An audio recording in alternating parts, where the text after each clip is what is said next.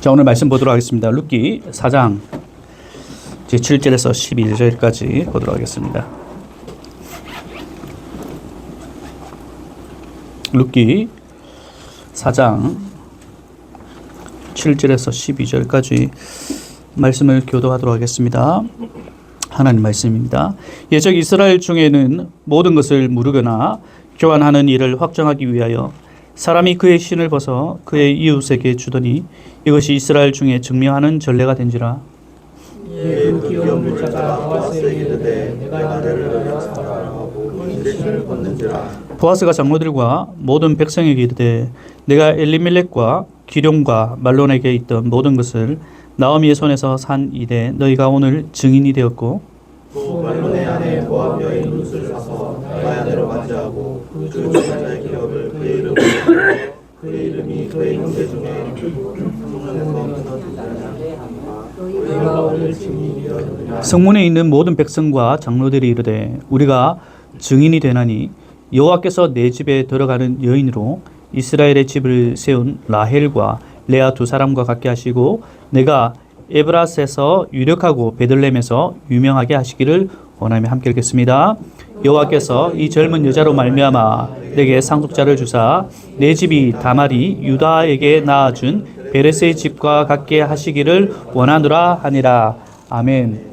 세 가지 축복이라는 말씀을 가지고 함께 은혜를 나누고자 합니다.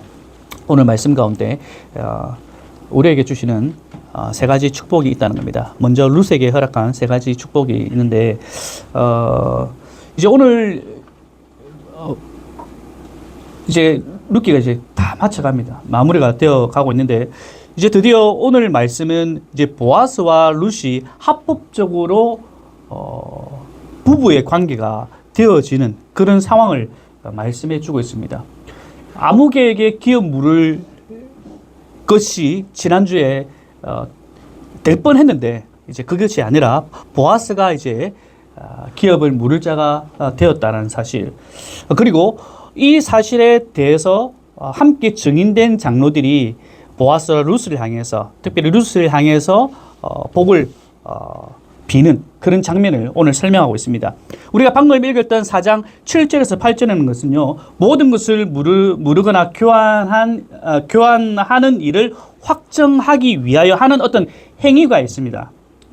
4장 7절에서 8절 우리가 읽었는데요, 이스라엘의 그런 어떤 전례에 따라서 개인의 물건이나 어떤 것을 물을 경우에 더 이상 취소할 수 없어 라고 하는 이런 합법적인 행위가 있는데, 그것이 무엇인가 하니 자기의 신발을 벗어서 그 기업 물을 자에게 주는 것, 이것이 내가 이런 행위를 하면 더 이상 물을 수 없다는 겁니다. 이 당시 신발은 개인의 소유권을 상징하는 겁니다. 신발은 개인의 소유권을 상징하는 겁니다. 개인의 소유를 남에게 주는 행위, 뭡니까? 더 이상 이 소유는 내 것이 아니다라는 것을 많은 사람들 앞에서 보여주는 거죠. 이제 합법적으로 되어진다는 것을 얘기를 하고 있습니다. 권리를 양도한다는 겁니다.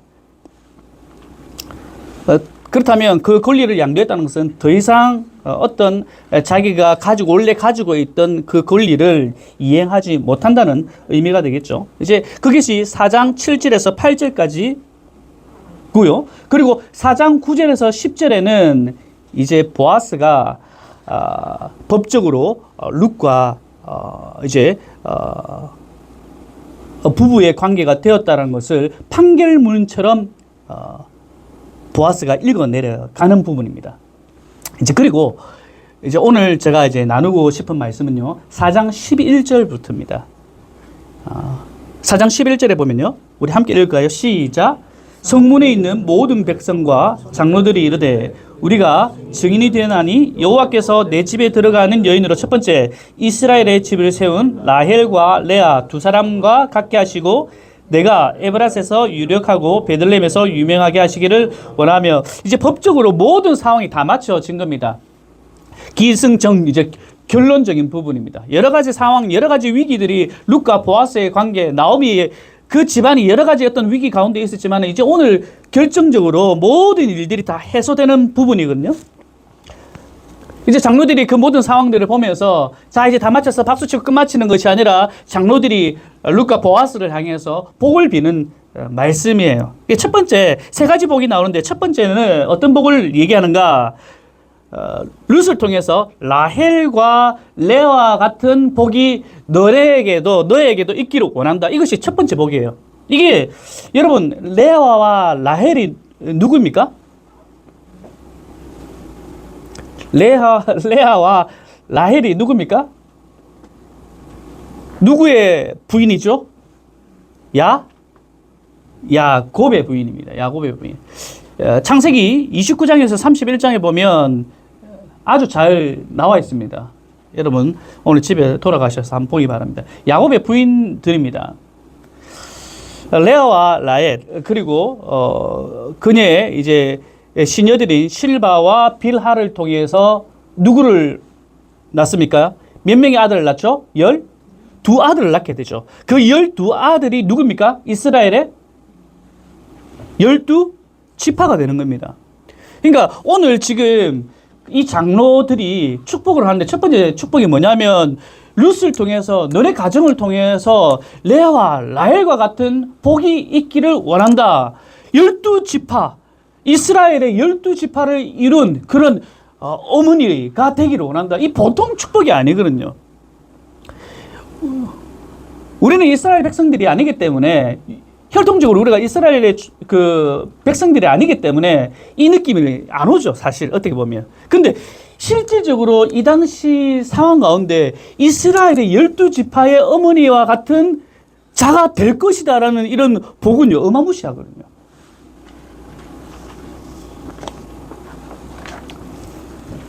이 12지파의 어머니와 같이 될 것이다. 누가? 룻이.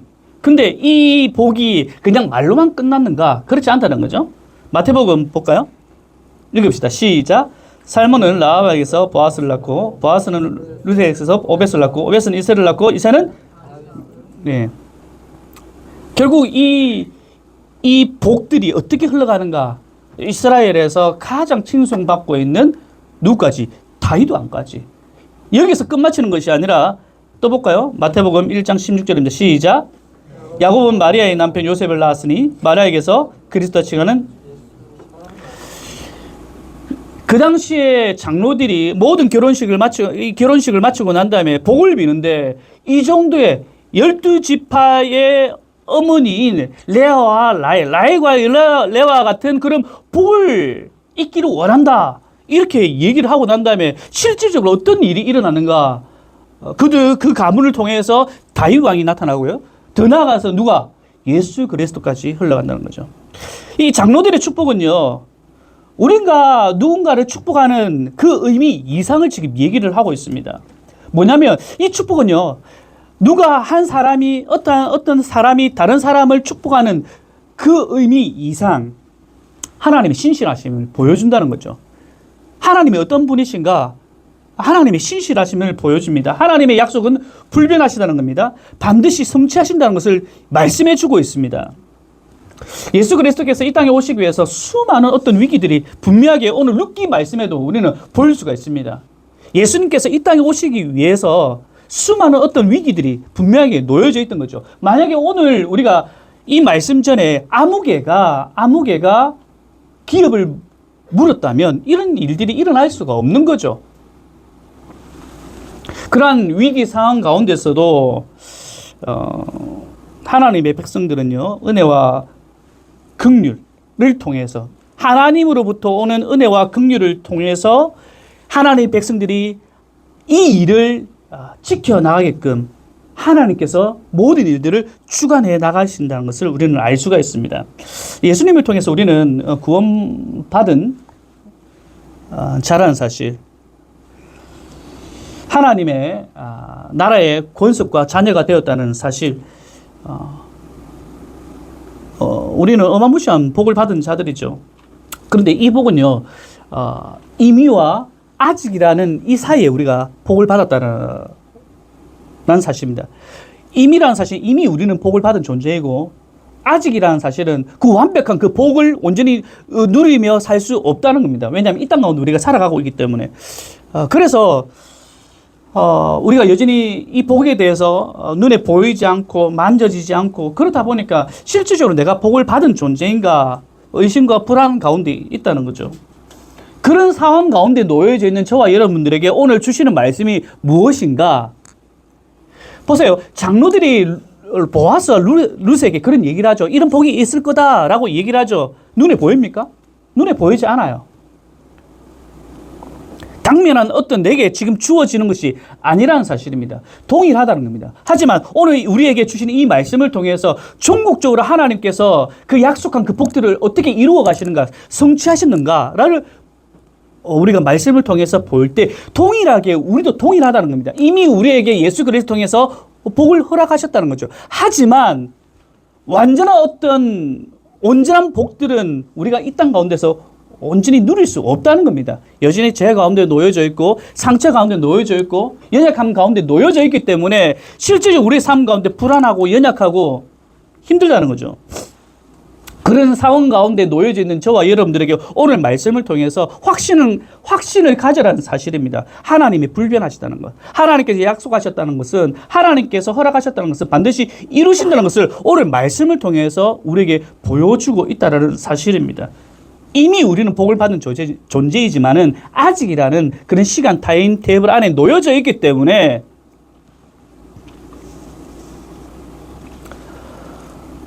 삶의 위기가 있죠.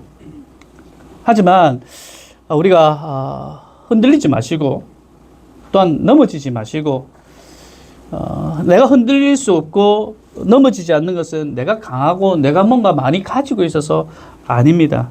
이런 나를 긍휼히 여기시고 불쌍히 여기시는 하나님의 은혜와 하나님의 열심이 여전히 우리 가운데 놓여져 있기 때문이라는 사실입니다. 우리가 룻기서를 쭉 살펴보면서 모압 땅에서 나올 때 나오미와 룻, 오르바 알잖아요.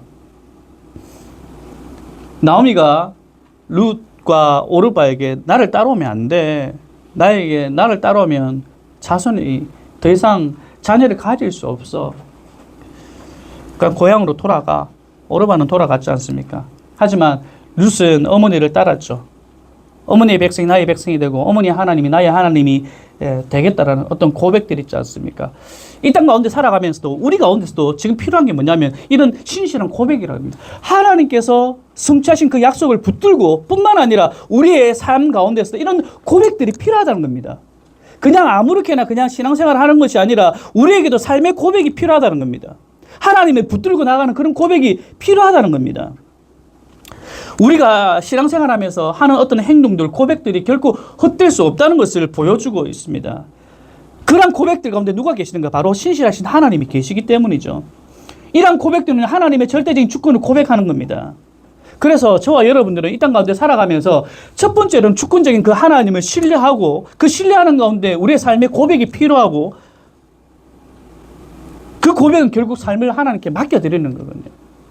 하나님께 여러분 자신을 내어드리는 겁니다. 지금 우리가 다시 얘기하지만은 여전히 우리가 부족하고 어떤 삶의 위기들이 늘 놓여져 있지 않습니까? 불안한 그런 삶 가운데. 그럼에도 불구하고 그 상황 가운데 첫 번째 기억해야 될 것은 그런 상황 가운데 있다 할지라도 하나님의 주권은 하나님의 열심은 내 가운데 놓여져 있고 그렇다면 나는 어떻게 되는가? 신실한 고백이 필요하다는 거죠. 신실한 고백, 말의 고백 뿐만 아니라 삶의 고백, 행위가 필요하다는 겁니다. 자, 그 첫 번째 우리가 기억해야 될 건고요. 두 번째는요. 11절 중반에 보면요. 넘겨주시겠습니까? 앞으로. 예. 자, 두 번째. 첫 번째 고백이 이런 고백이고요. 두 번째 고백은 에브랏에서 유력하고 베들레헴에서 유명하게 하시기를 원하며 에브랏은 베들레헴보다 조금 더 넓은 지역을 지칭할 때 에브랏이라고 얘기합니다. 유명해지겠다. 미가서 5장 2절 한번 볼까요? 읽겠습니다. 시작. 베들레헴 에브라다야 너는 유다 족속 중에 작을지라도 이스라엘을 다스릴 자가 내게서 내게로 나올 것이라. 그의 근본은 상부의 영혼의 혹시 진영이라는 곳을 아십니까? 김해 진영. 김해 진영 아십니까? 아마 이 김의 진영은요, 대한민국 사람이라면 아마 다 알 거예요. 왜 그럴까요? 왜 압니까? 단감이 유명해서 압니까? 왜 그렇죠? 그렇죠. 고 노무현 대통령이 생가가 있는 곳입니다. 아마 노무현 대통령이 되기 전에는 진영이란 곳은 아마 모를 겁니다. 안 그런가요? 왜 진영이란 곳이 유명해졌는가? 그곳에 노무현 대통령의 생가가 있기 때문이거든요. 그래서 사람들이 아는 거예요. 자, 베들레헴. 에브랏이 유명해지고 베들레헴이 유명해진다. 그 당시 베들레헴 지역은요, 굉장히 작은 지역이고 뭔가 볼 것이 없는 곳입니다. 그런데 이곳이 유명해진대요. 왜? 왜 그럴까요? 그렇죠. 그러니까 장로들이 축복을 하는데 이 지역이 유명해질 것이다. 뜬금없는 소리죠. 근데 아마 전 세계 많은 사람들 베들레헴 모르는 사람 있을까요? 없습니다. 웬만하면 다 알아요. 왜 다 알까요? 그곳에서 누가 태어나셨는데? 예수님. 잘 보셔야 됩니다. 장로들의 축복, 무엇을 지금 축복하고 있는가? 이게 두 번째 축복이고요. 이제 세 번째입니다. 세 번째. 자, 세 번째. 자, 12절 같이 읽읍시다. 시작. 여호와께서 이 젊은 여자로 말미암아 내게 상속자를 주사 내 집이 다말이 유다에게 낳아준 베레스의 집과 같게 하시기를. 이 세 번째 축복입니다. 다말이 유다에게 낳아준 베레스의 집과 같게 하시기를. 이 부분을 알려면 창세기 38장을 여러분들이 아셔야 돼요. 지금 장로들은요, 너무 많이 알아. 적당히 성경에 대해서 알면 적당히 축복하겠는데 성경을 너무 많이 알아요. 구체적으로.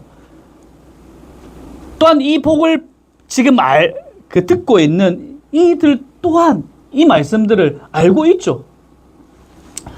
창세기 38장에 여러분 어떤 일이 벌어지는가 짧게 얘기하자면요. 오늘 다말이 유다에게 낳아준 베레스의 집과 같게 하시기를. 우리가 38장의 내용을 모르면 이게 어떤 축복인지 몰라요. 유다에게 아들이 3명이 있습니다. 엘, 오난, 셀라. 이 3명의 아들이 있습니다. 3명의 아들이 있는데 엘의 첫 번째, 엘의 며느리가 누구냐면 누구겠어요? 다말입니다.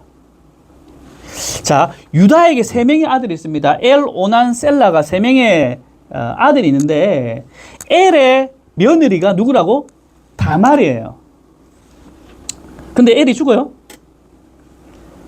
그래서 그 당시 수혼 제도라는 게 있는데 첫째가 죽으면요, 그 며느리는 누구에게 가느냐? 둘째에게 갑니다.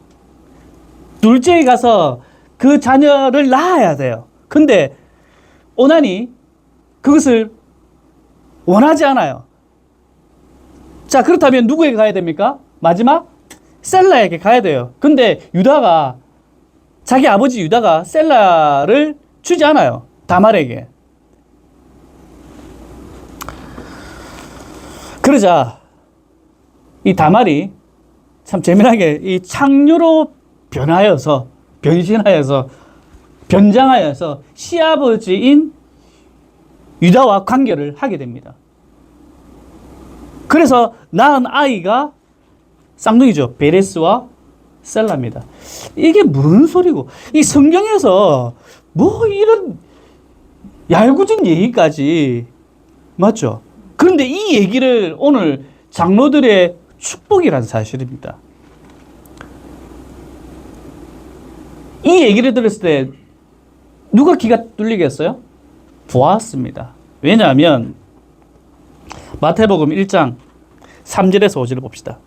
읽읍시다. 시작. 유다는 다말에게서 베레스와 세라를 낳고 베레스는 헤스론을 낳고 헤스론은 람을 낳고 람은 아미나답을 낳고 아미나답은 나손을 낳고 나손은 살몬을 낳고 살몬은 라합에게서 지금 보아스의 조상이 누굽니까?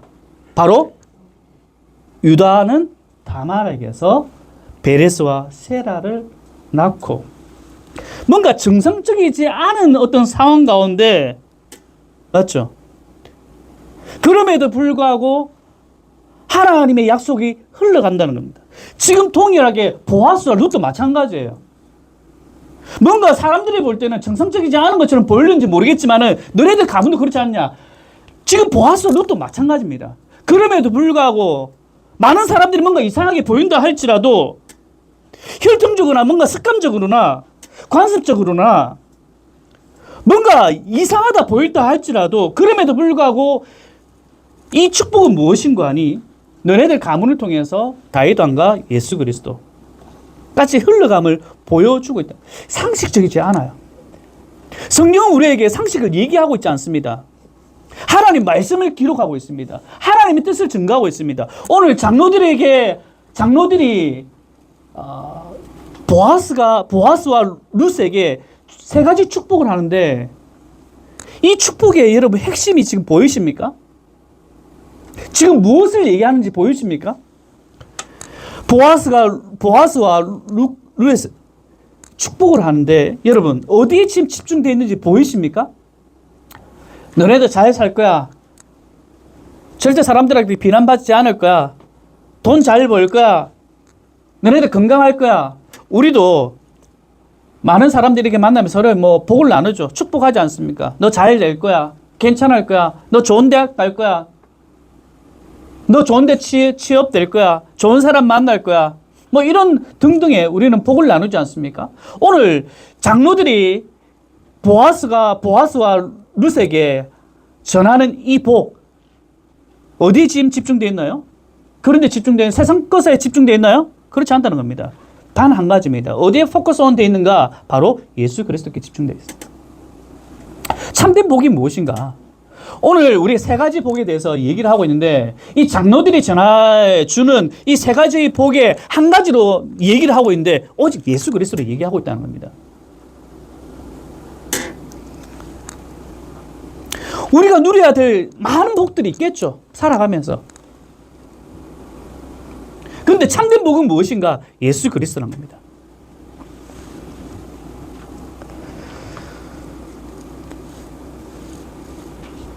룻을 보면 우리가 비슷해요. 출신도 좋지 않아요. 우리가 뭐 좋은 출신입니까? 뭐 혈통적으로도 그렇게 좋지는 않습니다. 그렇다고 해서 조건도 룻과 뭐 비슷해요. 우리의 존재들도. 다 죄로 물들었고 죄 짓고만 살고 있잖아요. 그래서 우리는 예수님이 십자가에 못 박히셔야만이 구원을 받을 수 있는 존재입니다. 이것이 하나님의 은혜고 하나님의 은총이고 그로 인해서 우리는 하나님의 자녀가 되었다는 사실이죠. 우리가 이 땅 가운데 살아가면서 많은 것들을 누리려고 하죠. 또 많은 것들을 복을 빌죠. 하지만 그에 대해서 우리가 집중하는 것이 아니라 이미 받은 복, 그 복이 무엇인가? 바로 예수 그리스도.